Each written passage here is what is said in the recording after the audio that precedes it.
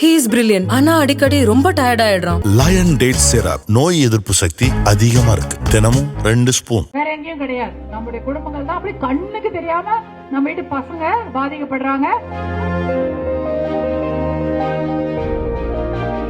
குடி இல்லாத, போதை பழக்கம் இல்லாத, நல்ல பழக்கம் உள்ள பையனை கண்டுபிடிச்சு நம்ம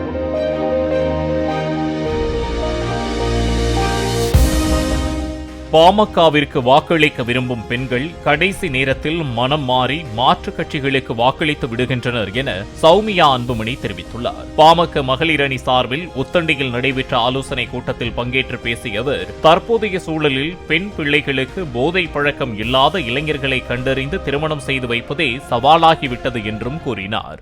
அதனால சின்ன பசங்க, பள்ளிக்கூட பசங்க எல்லாம் போதைக்கு அடிமையா இருக்கிறாங்க. பள்ளிக்கூடம் அருகிலேயே போதை விற்கப்படுகிறது.